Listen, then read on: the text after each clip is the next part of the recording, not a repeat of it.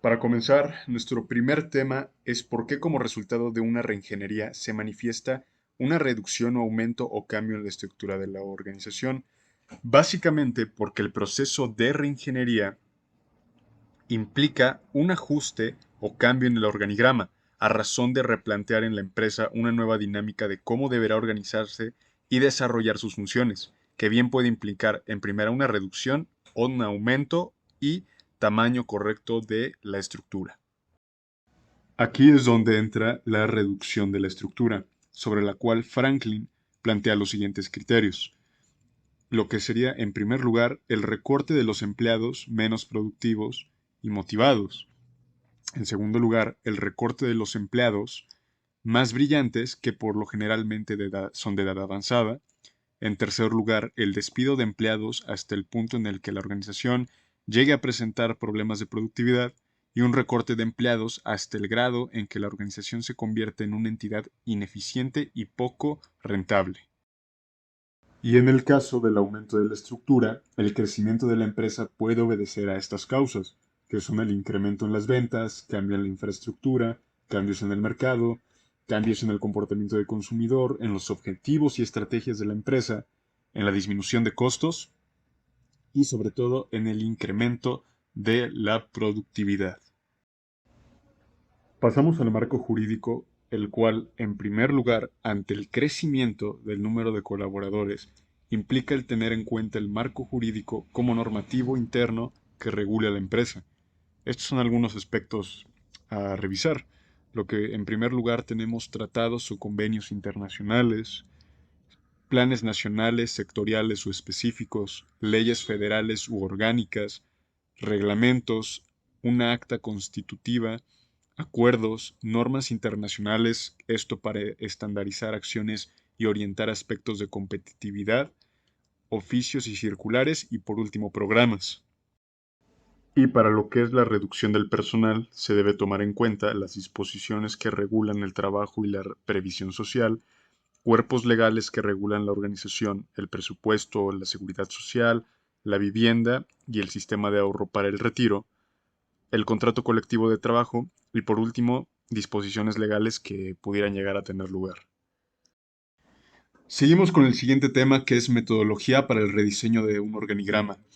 en el cual tenemos estos puntos: planeación, recopilación de información, análisis de información, puesta en marcha o implementación y por último, seguimiento y evaluación. En el primero, en esta etapa es donde se tomarán como base y referencia los objetivos establecidos para la empresa, como resultado del proceso de reingeniería, como lineamientos generales sobre los cuales operará, lo cual permitirá precisar objetivos para el rediseño del organigrama.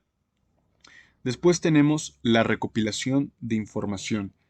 Con la información originada en el proceso de reingeniería, es necesario establecer en esta fase mecanismos que permitan seleccionar e integrar la información necesaria para el rediseño del organigrama. Luego tenemos análisis de la información, en la que esta fase implica el revisar detalladamente la información recabada, organizarla, clasificarla y disponerla para la siguiente etapa. Puesta en marcha o implementación. Es en esta etapa donde con la información recabada se debe establecer una nueva propuesta de organigrama, con base en la reingeniería realizada como de los objetivos planteados para la organización. Y en el último punto, que es seguimiento y evaluación, es importante establecer fechas de seguimiento y evaluación del nuevo organigrama, diseñando para la empresa a manera de identificar si es que hubiera áreas de oportunidad o de mejora. Bueno, ya a todo esto, hablando del tema del rediseño de un organigrama, ¿por qué es importante el rediseño organizacional? El rediseño organizacional nos permite llevar a cabo de una mejor manera las tareas que se deben ejecutar para obtener los resultados deseados. Sin un rediseño organizacional, realmente no se tendría un rumbo claro hacia dónde quiere llegar la empresa a un futuro y de qué manera se debe enfocar para cumplir sus metas, objetivos y de cierta manera llegar a ser no solo eficaz, sino eficiente para toda la organización.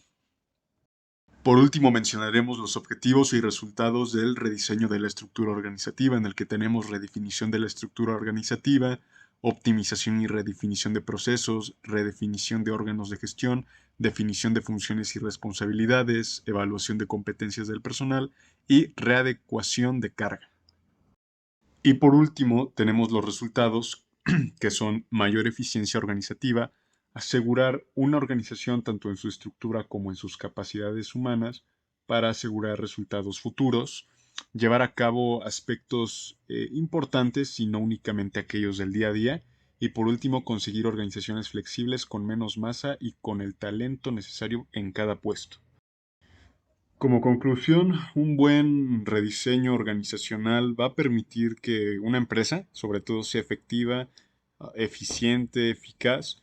diferenciando lo que serían estos tres términos en cómo hacer las cosas bien con el mínimo de esfuerzo y recursos, y sobre todo cumplir con los objetivos previstos, con el objetivo de lograr una organización que pueda volverse cada día mucho más competitiva, organizada, a pesar de los cambios que se le puedan hacer, pero son cambios para bien y que van a darle un nuevo aire a la organización cada vez que se hagan estos rediseños.